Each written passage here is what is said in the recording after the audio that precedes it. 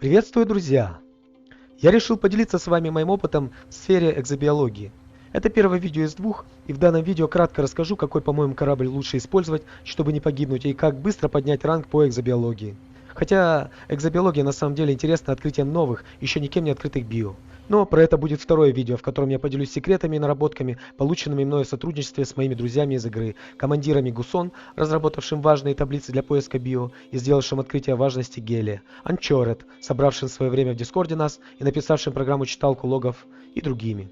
Чтобы вы не сомневались в моей компетентности в данных вопросах, можете проверить данные кодекса в игре и убедиться, что я много чего открыл первым. Более 1000 био в 15 секторах галактики, и более 700 из них были открыты целенаправленным поиском после двухмесячного ажиотажа, в который была открыта добрая половина всех био в галактике. А теперь важная информация для новичков. Если вы хотите наработать навыки в поиске экзобио в пузыре и при этом заработать кредиты, то я вам советую воспользоваться сайтом EDSM. Заходим в расширенный поиск во вкладку «Небесные тела», «Планеты». Выбираем систему, от которой вы хотите искать. Тип планеты – каменистая. Возможность посадки – да. Тип атмосферы – водная. Расстояние, к примеру, 1000 световых лет. Выбираем до местоположения пилота и жмем поиск. На найденных 1399 планетах есть очень дорогие био на 65 миллионов кредитов. Летим собирать экзобио. Сканируем планету и выбираем клавишами QE, куда приземлиться, запоминая, какие био есть в пятне. Стараемся приземлиться в более теплый цвет. Там вероятность появления нужного био выше. Собираем по 3 образца каждого био, перемещаясь между ними на корабле. Так намного быстрее, чем с использованием ТРП. И сдаем данные на 65 миллионов с одной планеты. В описании я оставил ссылку на видео сбора с одной планеты за 20 минут. Переходим теперь к безопасности. Я проверил, теряются ли данные при уничтожении ТРП или персонажа, тем более корабля. И ответ положительный. Данные теряются, поэтому очень важно иметь хороший корабль и костюм.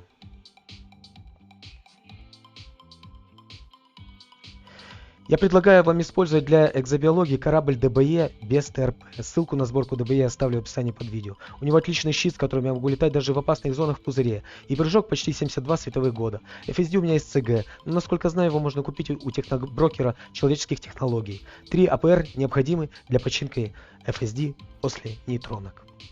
Также этот корабль довольно стойкий, вы с большой вероятностью выживете, если случайно включили бусты в планету или вдруг выпали из гиперрежима в обычный космос, находясь в джете нейтронной звезды или белого карлика. Ссылку на видео, как выжить в такой ситуации, я тоже оставлю в описании под этим видео. Ну и по поводу костюма. Я вначале провел подсчеты, считая удар меня о планету абсолютно неупругим. Соответственно, считая мою кинетическую энергию относительно планеты, полностью переходящей в урон моему щиту и костюму с телом. Далее я провел пару десятков экспериментов и падал с разных высот, используя костюм Артемис 3 уровня без модификаций и заинженеренный Артемис 5 уровня с улучшенным джетпаком. В данных экспериментах мне также помог командир Кир Бест, за что ему огромное спасибо. Забавно было сидеть в кармане его фантома, пока он аккуратно поднимал меня на нужную высоту, а потом прыгать, проверяя, как страдает щит и персонаж. Для упрощения подъема мы использовали даже ТРП, паркуя его сверху фантома, так как у ВДЕВ очень странная механика удара персонажа о корабль, нисколько не соответствующая физическим законам. И как вы можете убедиться, далее, падая даже с высоты более 1 километра при 0,43 G, я выжил. После проведения этих экспериментов я пришел к важному заключению, что Артемис 5 уровня с улучшенным джетпаком позволяет вам в прямом смысле левитировать и даже взлетать на планетах с гравитацией менее 12 G, и вы в разы повышаете свою живучесть. Эксперимент при взлете от одного и того же гейзера при 29 G ясно доказывает, что в костюме Артемис 3 уровня я едва не погиб, в отличие от костюма 5 уровня с улучшенным джетпаком, в котором я приземлился без урона даже щиту. В начале этого видео вы могли заметить, что я наивно пытался взлететь от гейзера на спутнике с гравитацией всего 0,03 G и переместиться на соседнюю планету. Но, к сожалению, получилось лишь подняться на высоту более 10 километров, а потом спокойно приземлиться. Ну что ж, друзья, надеюсь, видео будет полезно и вдохновит пилотов на романтику экзобиологии. Летайте и бегайте в Опене, не боясь ничего, с хорошими кораблями и костюмами.